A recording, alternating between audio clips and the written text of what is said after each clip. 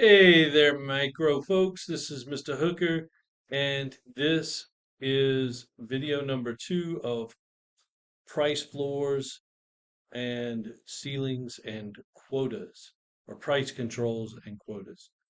Um, so let's get into this. Another one of the problems with price floors is inefficiently high quality. And this sounds extremely crazy until you actually think about it. So what happens is because we have a price floor which is above equilibrium, so sellers have to sell at a really high price. What they're going to do, this encourages the seller to offer goods of higher quality because, hey, now I'm going to have to charge the buyer a high price. I may as well offer them their money's worth because you're not going to pay a high price for what looks like a cheaply made good. So I'm going to offer you a good that is worth your money. But here's the thing, this good may be more than what you're willing to pay. Um, so, you know, the quality might be higher than the buyers are willing to pay for. And that's just one of those things. Like you may have just wanted a cheaper version of that good. So, what buyers want is really three tiers. They'd like three tiers of goods. Some people want high quality, high price goods.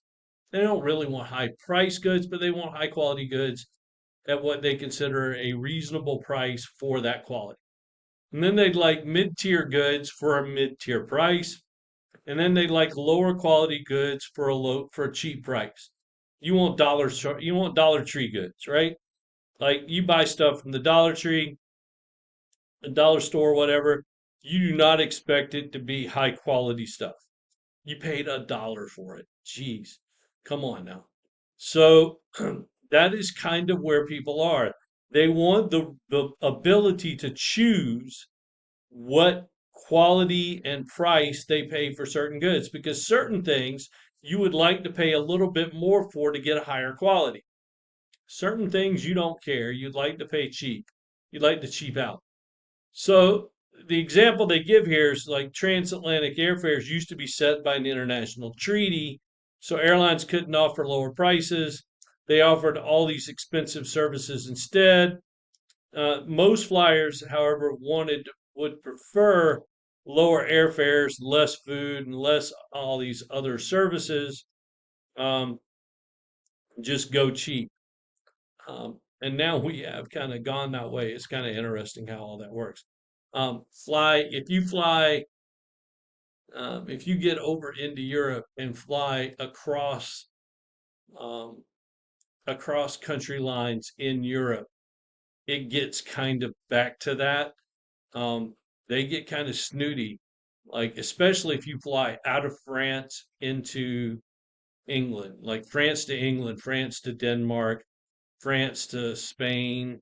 I don't, I've never done France to Spain, France to Italy, those kind of flights, they're kind of crazy. Like the food I mean, these are flights that are like an hour and they're going to offer a meal. They're literally, if you're at the right time, that it's a meal time, they are offering meal service. And I'm like, even if you fly at mealtime in the US and it's an hour flight, we ain't offering meal service here. But these French people, man, they like, yeah, it's mealtime. You better offer me a meal. It's crazy. These cats do a full meal service on these up down flights. Crazy to me how they get that done. Price floors also encourage shadow markets.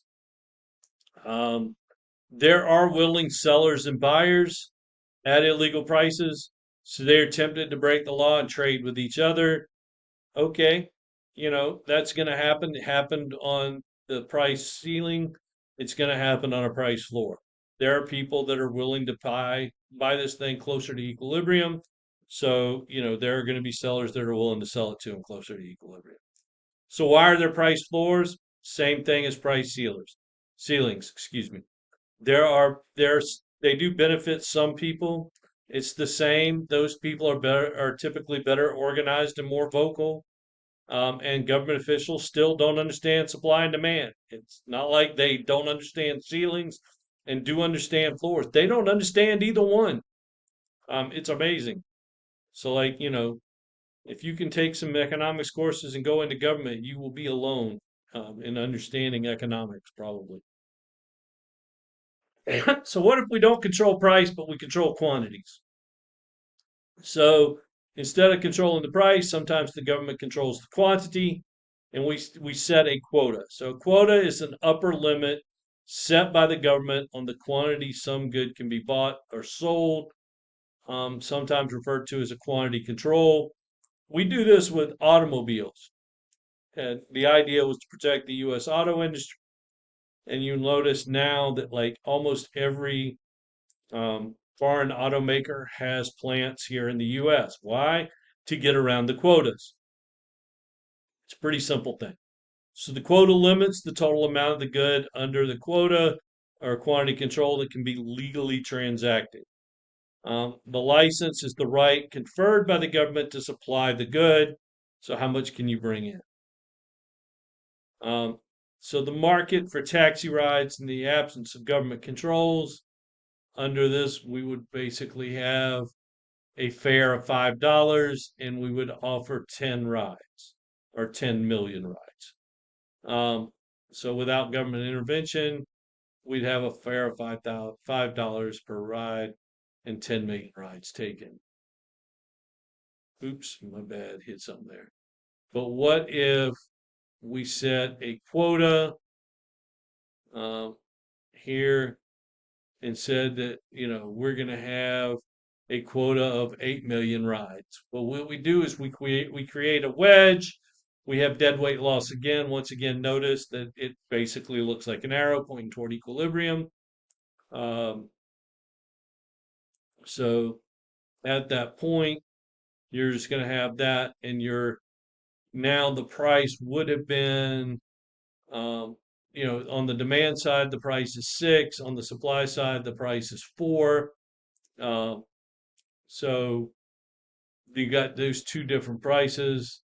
And so you're going to have to figure this whole thing out and where we're going to end up as far as price.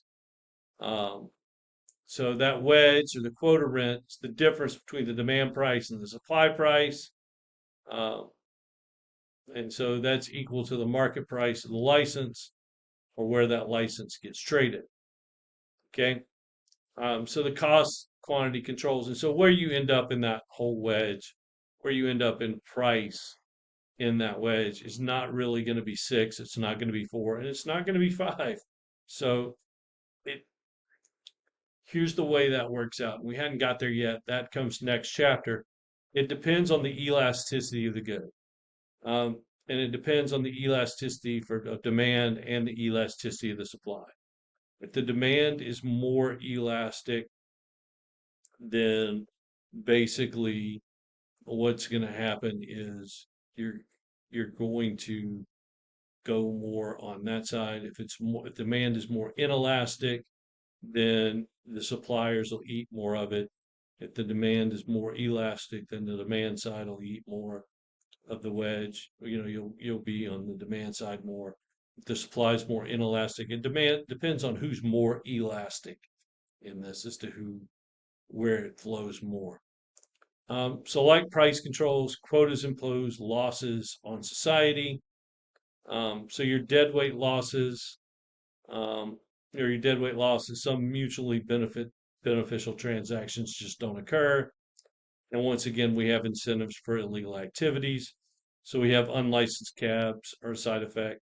Um, so I think those kind of have gone away now with all of the Uber and Lyft and all of that, all the ride shares. And so all the stuff with Uber and all that, that's kind of like done away with the unlicensed stuff. And that's the end of that, and we will see you in chapter 6. Take care.